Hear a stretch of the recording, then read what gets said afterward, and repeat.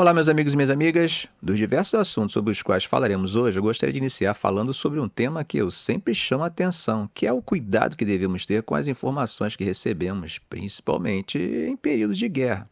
Afinal, como relembramos sempre, em uma guerra, a primeira vítima é a verdade. Para ilustrar isso, eu vou contar para vocês sobre um evento que, no contexto de guerra híbrida, de uma forma ou de outra, acontece nos dois lados envolvidos em uma guerra. Mas vamos ao evento. Em abril, alguns moradores de Kharkiv receberam mensagens de texto assustadoras de supostos oficiais do governo, que os alertava para fugirem da cidade antes que as forças russas a cercassem.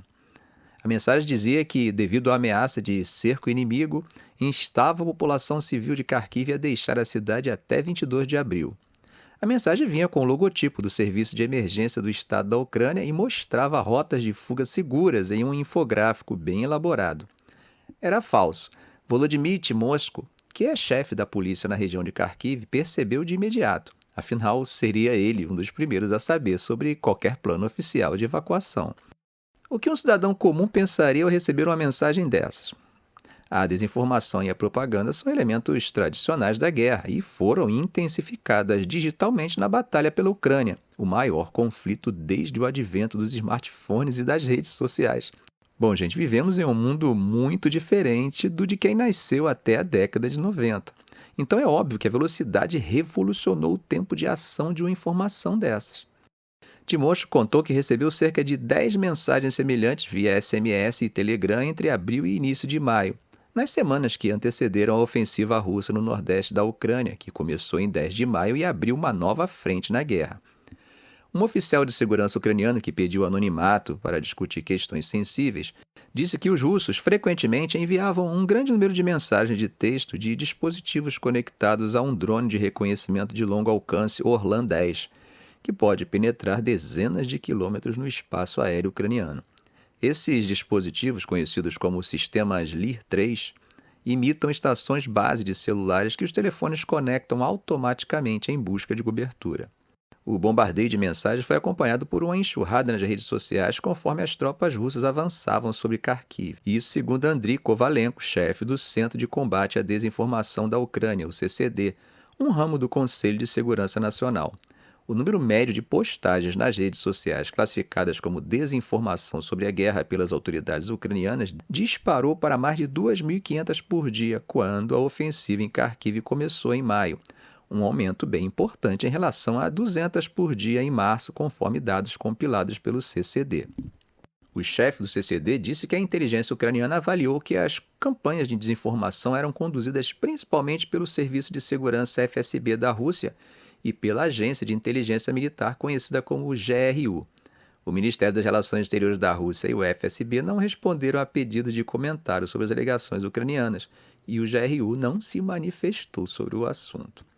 Por outro lado, Moscou acusou a Ucrânia e o Ocidente de desencadearem uma sofisticada guerra de informação contra a Rússia, usando os principais meios de comunicação, relações públicas e ativos tecnológicos ocidentais para espalhar retóricas falsas e tendenciosas sobre a Rússia e a guerra.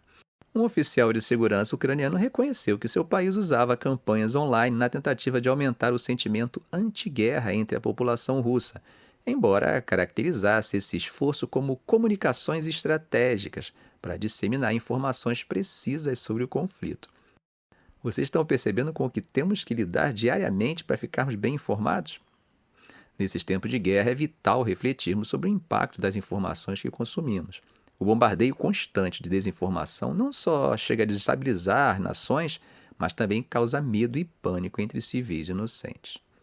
Mudando de assunto, segundo o relatório da Força Aérea da Ucrânia, eles teriam conseguido repelir um dos maiores ataques de drones de longo alcance da Rússia até agora. Isso aconteceu na noite passada, quando, segundo eles, todos os 89 drones lançados contra Kiev e regiões vizinhas foram abatidos. As autoridades informaram que mais de 40 drones foram derrubados só nessa área. Um alerta de ataque aéreo ficou ativo durante a maior parte da noite, segundo a Força Aérea. E, segundo eles, isso foi um dos ataques mais massivos com drones Shahed 131-136. Andriy Uzov, porta-voz da Agência de Espionagem Militar, disse na televisão que a Rússia usou um número grande de drones de isca, que não estavam carregados com explosivos, para tentar esgotar as defesas aéreas da Ucrânia e identificar suas localizações. Kiev, que tem solicitado mais defesas aéreas aos aliados, mantém escondidas as posições de suas unidades de defesa, que enfrentam ataques diários de mísseis e drones russos. No entanto, esses falsos drones russos, hiperbaratos, têm causado um esforço importante da Ucrânia, queimando considerável suprimento de recursos ocidentais. Vocês lembram que em um vídeo anterior do canal, postado na semana passada, um porta-voz militar falou que a Rússia está usando novos drones baratos para filmar as posições das defesas aéreas ucranianas, além de avaliar danos e atuar como iscas? Então, Serhiy Popko, chefe da administração militar de Kiev, disse que o ataque mais recente foi o 7º contra a cidade só em julho. Embora nenhum civil ou infraestrutura crítica tenha sido atingida diretamente, os destroços danificaram telhados, janelas e fachadas de 13 residências privadas na região. Segundo as autoridades da cidade, cerca de 11.500 moradores buscaram abrigos nas estações do metrô durante a noite, enquanto os drones atacavam de várias direções. Um grupo de oposição bielorrusso, o Belarusian Rajum, que monitora a atividade militar em Belarus ou Bielorrússia, afirmou que pelo menos 5 drones russos entraram no espaço aéreo bielorrusso durante o ataque e que Minsk enviou um caça à noite. Minsk, como vocês sabem, é aliada próxima do Kremlin, não comentou publicamente sobre o incidente. Analistas militares ucranianos sugerem que a Rússia pode estar usando drones via Bielorrússia para minimizar o tempo de voo no espaço aéreo ucraniano e a exposição às defesas aéreas antes de atacar.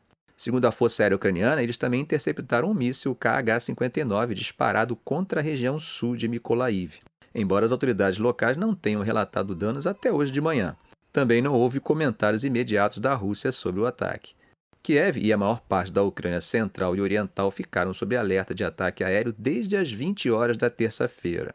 As defesas aéreas também foram ativadas várias vezes durante a noite nos arredores de Kiev.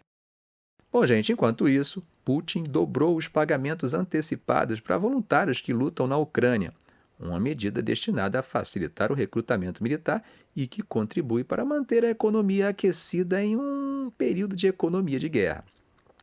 Todos os russos que assinaram um contrato com o exército agora receberão um pagamento inicial de 400 mil rublos, cerca de 4.651 dólares. O decreto também recomenda que as autoridades regionais complementem esse pagamento com pelo menos a mesma quantia de seus orçamentos. Com o pagamento mínimo mensal para um soldado participante da operação militar especial da Rússia fixado em 204 rublos, o novo decreto eleva o salário anual mínimo no primeiro ano de serviço para 3,25 milhões de rublos, aproximadamente 37.791 dólares. Os salários mensais para oficiais são mais altos e dependem de suas patentes. Todos os recrutas também recebem dinheiro adicional por participarem de ofensivas ou destruírem tanques inimigos e outras máquinas. No início desse mês, o prefeito de Moscou estabeleceu um pagamento inicial para residentes da cidade que se inscreverem para lutar na Ucrânia em 1,9 milhão de rublos, cerca de 21.777 dólares, isso do orçamento da cidade, elevando seu salário anual no primeiro ano de serviço para 5,2 milhões de rublos. Esses aumentos significam que o pagamento anual mínimo para soldados contratados russos lutando na Ucrânia excederá em mais de 3 vezes o salário médio na Rússia, com o pagamento mínimo para os moscovitas superando o salário médio em mais de 5 vezes. Esses pagamentos ajudaram a Rússia a evitar uma nova mobilização nacional após uma campanha problemática em 2022, que levou a uma fuga em massa de pessoas para países vizinhos. No entanto, alguns economistas argumentam que esses pagamentos estão criando uma espiral salarial na economia.